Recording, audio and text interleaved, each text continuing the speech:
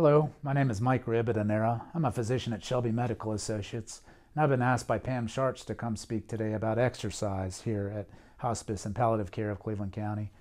I appreciate the opportunity to do that. As a doctor, I frequently recommend exercise to my patients, both for their physical well-being and for their mental well-being. Exercise has so many positive benefits. It helps reduce blood pressure in people with hypertension. It helps reduce blood sugars in people with diabetes. It helps reduce cholesterol in those people who have elevated lipids. It does so much more, though, including helping just your overall sense of well-being and fitness. It reduces the pain of arthritis, and it improves mental health, reducing anxiety and depressed mood. And that's so very important. Particularly important for those people who are caregivers as part of the looking after a family member who might have a terminal illness or a chronic illness. We oftentimes focus so much attention on those people who are sick or who are dying, but the caregivers for those people are just as important and need that exercise and time to do that. Without maintaining their own health, they're unable to look out for and care for the people with the chronic illness. And so patients come to me and ask me, well, how can I exercise now in this time of COVID? The gyms are closed, the YMCA is closed. What can I do? And that's an excellent question. It's one that requires some working outside of the box kind of thing. But one of the simplest things to do is just to get outside and walk. The benefits of walking are immeasurable, and it doesn't take a lot of walking. Walking as little as 10 or 20 minutes a day is better than sitting on the couch eating a bag of potato chips.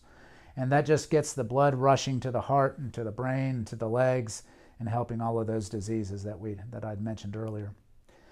When you first start in an exercise program, I set goals low. I get outside and walk 5 minutes. That sounds like nothing, but for some people it's a lot, and particularly people who are not used to a regular exercise program.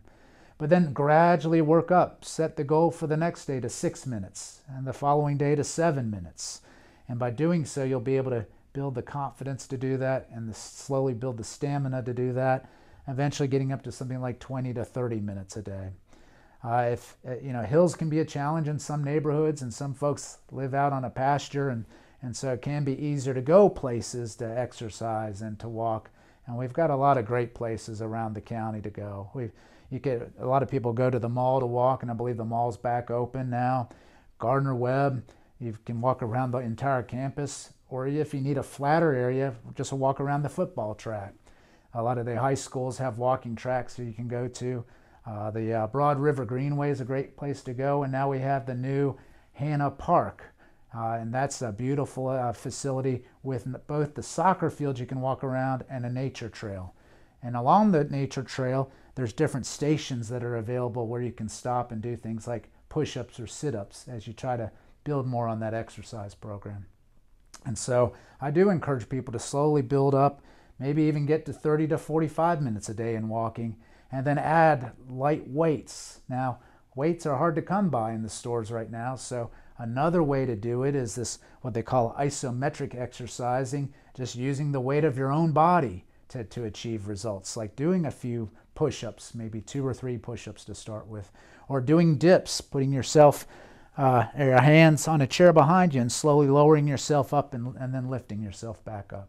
Sit-ups likewise can do it. Planks, that's a very simple exercise that can be done in the floor of your own home. Something like that can just slowly build up those muscles and build up the stamina. And so that's what I advise patients now until the gyms start to reopen. Also, I understand that the YMCA is holding exercise classes outdoors, and that you can sign up for those online. And so there's some opportunities there to exercise and to get out and just get fresh air, if nothing else, to help feel better mentally and both physically, and allow you to be a better caregiver or a patient. So thank you for the time to speak with you, and I hope that's a helpful tip for you and that you can use some of those things in your daily life. Have a good day.